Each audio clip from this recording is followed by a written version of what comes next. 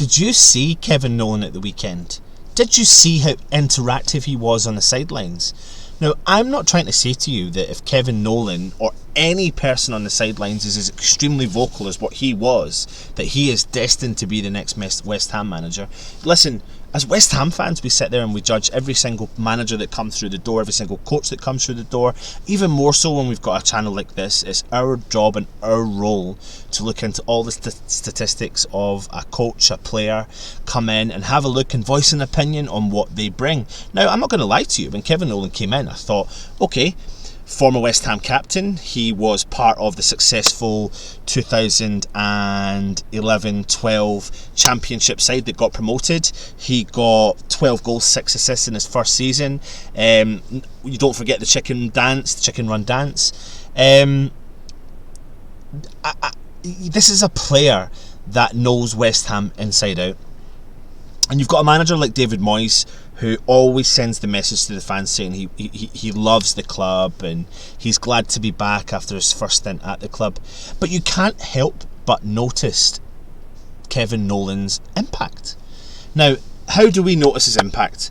Since his arrival at the club, West Ham were due to play Manchester City, but the game obviously was cancelled and it was put back to the 19th of February. Now, what we saw was a David Moyes, in my opinion, making bad tactical decisions, bad team selections, bad team formations, which had an obviously negative impact on West Ham that day. Now, what we expected was David Moyes to either react after the game, but not come out with the statements that he was making, which was giving the players, plaudits for their defensive display, giving players plaudits for the best clearances he'd ever seen. Celebrating clearances was not a good step for me. It was actually quite embarrassing. It was, hello Guardiola, there's your 3 points, just take it easy, we need to protect our goal difference. And that for me is something that doesn't work as West Ham and doesn't work as a West Ham manager. We need fight, we need something there. I think back to the times with Avram Grant when West Ham were struggling, and you think, what is he actually saying inside that dressing room? What fight is he showing that team, that squad, that we're going to go there and actually fight for that game? I was at the Liverpool away game when Avram Grant was in charge and the fans were shouting for him to be sacked. And I'm not saying that it's the right thing to do, but at the end of the day, West Ham were on a total crazy downward spiral, and we could see the decisions that Avram Grant was making. But what fight did he come out and show the West Ham fans that he was capable of doing? And if we're feeling that, then we know the players are feeling that. And if he goes into that dressing room, then we know that is what's going to take place. My biggest concern about David Moyes is, and there's always this comment that goes around about being a dinosaur, I can't help but think that he has got dinosaur tactics and dinosaur opinions on football. All you need to do is type in David Moyes into YouTube and look at his the videos he did for some coaching company, and he goes in and he talks a lot about pressing the defence and pressing the goalkeeper. Now, he does these drills over and over and over, and the young players are following his mindset, and it's working and it's working and it's working. And eventually what you notice is the opposition team, when they pass the ball out from the back, don't really have a chance to do anything else with the ball because the attack is pressing the defence all the time. The problem is, when you listen to David Moyes talking that, he says it's the biggest thing he does is encourage that in his teams all the time, in all the teams that he's managed throughout his career. Now, that video was made in between his first appointment at West Ham and his second appointment at West Ham.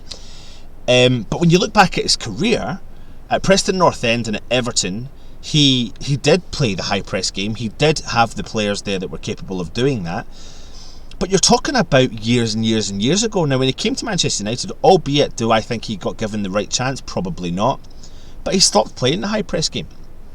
So he's out there he's out there not preaching practicing what he preaches, and that's one of the things that absolutely disappoints me. And the Man City game is the one that really gets to me.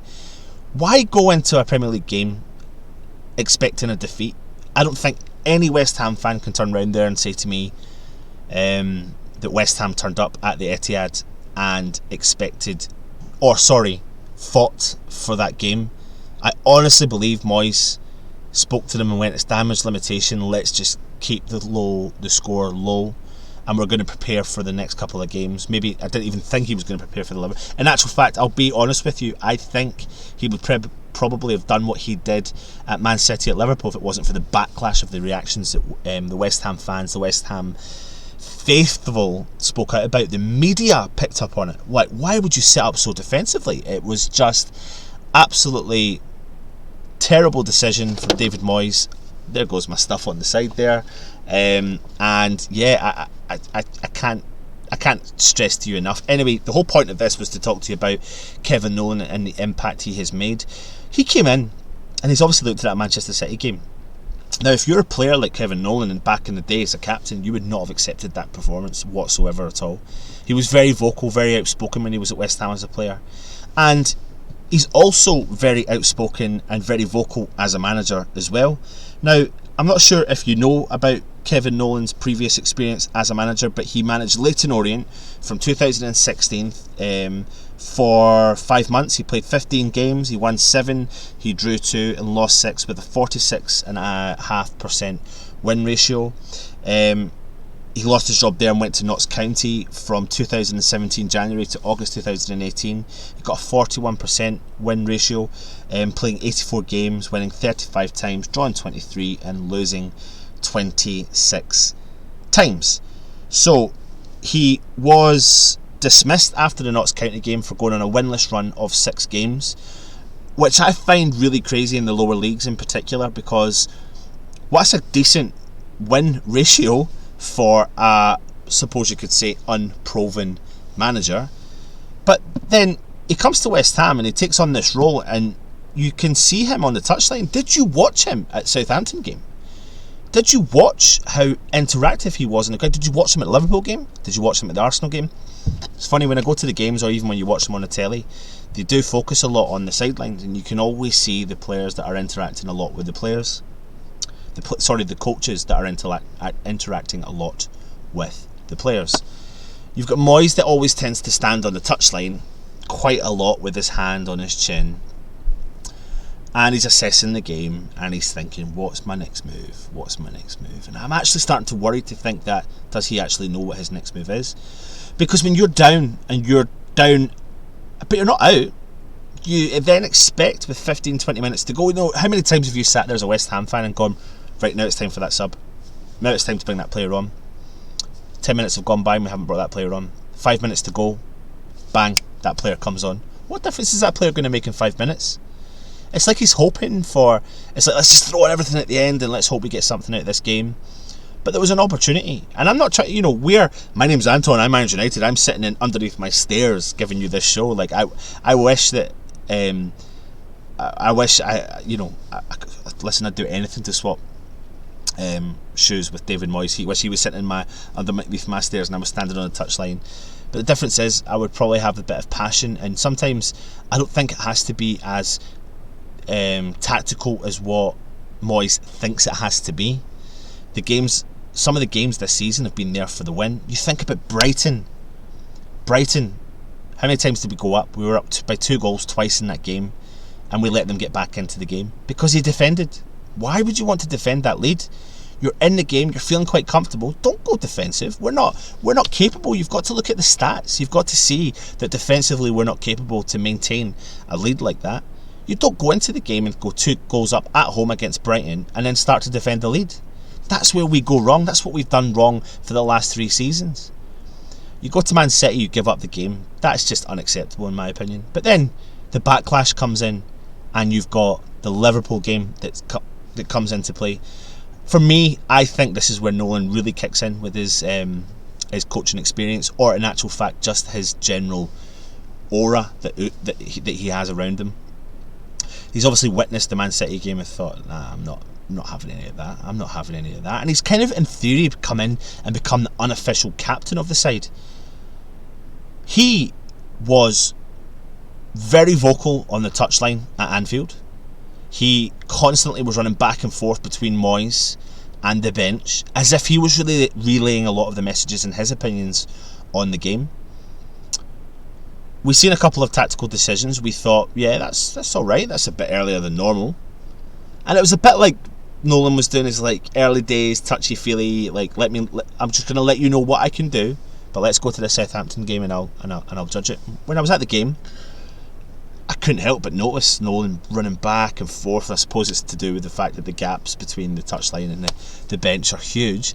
But he was back and forth and back and forth and back and forth, and he was constantly talking to the players. He looked like he was geeing them up. He was talking to Anderson at the sidelines and some of the other players on the sidelines, and he was like, "Come on, guys, let's get off of this." And I couldn't hear what he was saying, but you got the vibe. That's what he was trying to say to the players. He was giving them loads of tactical, decisions. You could see him pinpointing some of the negatives of Southampton, the weaknesses that Southampton had, and in the meantime, you saw Moyes standing. And that's the part that really gets to me, and that's the part that I'm really confused about, and that's the part that makes me think Moyes isn't the man for the club, and that's the concern I've got. I've always had the concern. I'm not going to do him an injustice. I'm not going to slag off our manager left, right and centre, but the Man City game was enough for me to be able to call. No, that's that. To call to have a really strong opinion on whether or not he should stay as West Ham manager or not. I just can't believe managers these days don't have the consistency that we're crying out for. The consistency in team selection, the consistency in formations, tactics. Fast forward after Southampton, we come into the Arsenal game, and at least West Ham set up with the same mindset of we're going to give the game to them. And okay, albeit, if we'd taken our chances, the game would be different. We'd be sitting here celebrating 3 points. But we didn't. And that's just unfortunate. It's just unfortunate that the ball fell potentially to Antonio, who's not our best finisher, but, the guy's a bulldozer and he totally deserves to be starting in our side 100%. But was that Moyes pulling the strings? Is Moyes the puppet and Kevin Nolan the puppeteer? Do you think that Kevin Nolan's the puppeteer?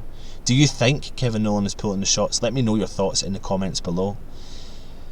I am quite confident that Nolan has made the impact that he was brought in to do, and I'm pretty confident that we could be seeing Kevin Nolan as the next West Ham manager. And for me personally, he's actually in what, 5 weeks, 6 weeks, massively I've gained a fan as a coach for me, to be honest.